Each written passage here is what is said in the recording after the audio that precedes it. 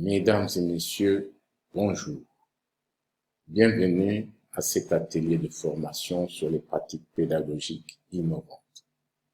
L'atelier s'inscrit dans le cadre de la mise en œuvre des maquettes LMD développées dans vos institutions respectives. Comme vous le savez si bien, le LMD, c'est enseigner autrement, c'est apprendre autrement et c'est gérer autrement.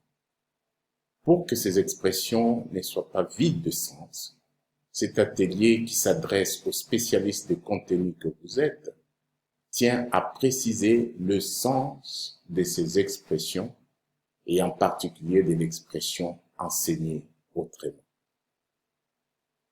Nous voulons que le LMD appliqué à l'enseignement supérieur en général et au PEC-PSU en particulier ne soit pas une expression vide de contenu, mais qu'il soit réellement accompagné d'un véritable changement de paradigme d'enseignement, d'apprentissage et de gestion.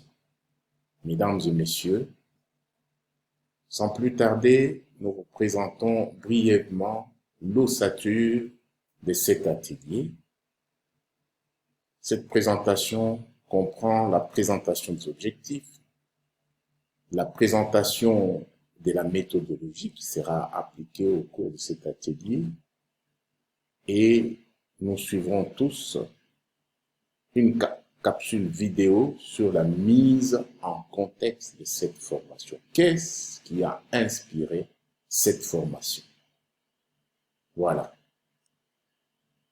Donc, comme nous l'avons dit, nous commençons par parler du but et des objectifs de l'atelier, la méthodologie, le déroulement des activités d'apprentissage. Nous donnerons le programme de l'atelier et la vidéo de mise en contexte. Eh bien, le but de cet atelier est d'améliorer les pratiques pédagogiques des enseignants en rendant les étudiants responsables de leurs apprentissages. D'ores et déjà, nous tenons à souligner que le but de méthodes actives, c'est justement de centrer l'enseignement sur l'acteur principal qu'est l'étudiant. Donc, au lieu que l'enseignant se préoccupe seulement de ses enseignements, il faudra que la problématique de l'apprentissage soit au centre même de la pratique pédagogique. Alors, les objectifs spécifiques. Qu'est-ce que nous voulons qu'à l'issue de l'atelier, vous puissiez avoir comme formation?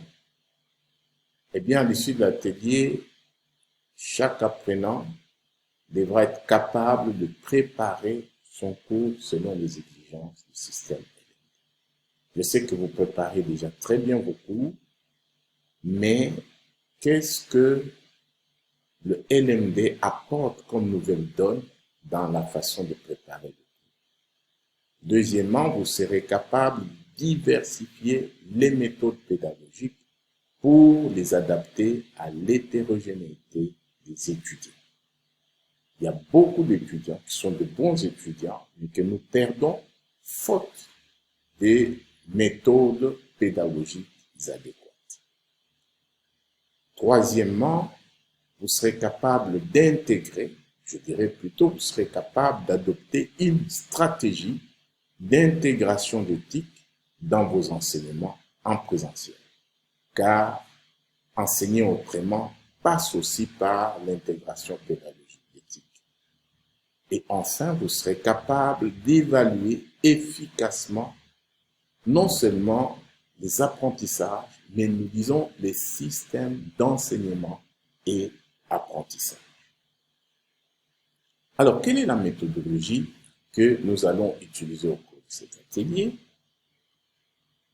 Premièrement, cet atelier va privilégier le learning by doing. Nous aurions bien aimé donner cet atelier en présentiel comme on l'a fait ailleurs, mais le contexte, comme vous le savez, ne le permet pas. Mais néanmoins, nous devons savoir que La méthode qui est privilégiée ici, c'est le learning by doing. Apprendre en faisant. Et nous aurions bien aimé que vous puissiez suivre ce que nous serons en train de faire ici pour que vous puissiez le pratiquer, si c'est possible, dans vos enseignements respectifs. Alors, pour ce faire, comment ça va se dérouler? Eh bien, cet apprentissage s'est fait à la fois en mode présentiel et en mode distant. Eh bien, nous avons un petit peu modifié la méthodologie de déroulement. Pour le moment, nous allons tenir un atelier avec le formateur en mode distant par visioconférence. Donc, ce que nous appelons formateur ou modérateur, c'est des enseignants qui sont dans vos institutions respectives et qui vont suivre cette formation en mode distant par visioconférence sur Zoom, afin que eux, à leur tour, ils puissent vous faciliter la tâche lorsque vous allez tenir cet atelier en présentiel. Deuxièmement, toute la formation sera mise en ligne sur la plateforme Moodle. Donc, chaque apprenant pourra avoir accès à toutes les ressources de la formation, moyennant bien entendu une authentification sur la plateforme. Deuxièmement, ou troisièmement, si je peux dire, vous aurez toutes sortes de ressources, PowerPoint, texte, vidéo. La vidéo sera de plus en plus présente dans toutes nos formations, car nous pensons que elle peut sensiblement améliorer nos pratiques pédagogiques. Et vous aurez aussi, c'est pourquoi nous disons que c'est une formation, beaucoup d'activités d'apprentissage afin de vous aider à vous approprier les différents concepts qui seront abordés au cours de cet atelier. Alors, voici le condensé du programme qui pourra être modifié au fur et à mesure que nous allons évoluer. Premièrement, nous allons aborder les fondamentaux du LMD. Il n'est pas question ici de revenir sur toutes les normes du cadre normatif du système LMD, mais nous allons juste mettre en exergue quelques concepts de base du LMD que vous allez plus utiliser dans la vie de tous les jours, dans la mise en œuvre du système LMD.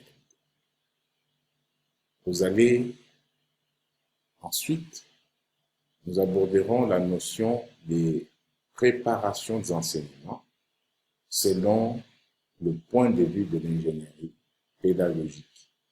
Comment est-ce que, désormais, vous allez préparer vos enseignements à la lumière de la documentation curriculaire qui a été produite. J'entends par documentation curriculaire les maquettes de programme, les annuaires de descripteurs, le référentiel de compétences. Ce matériel-là, désormais, devront nous guider, devront guider notre démarche de préparation de nos enseignements.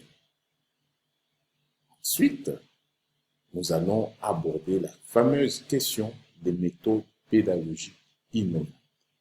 Ici, je voudrais dire d'emblée que nous allons privilégier essentiellement les méthodes actives.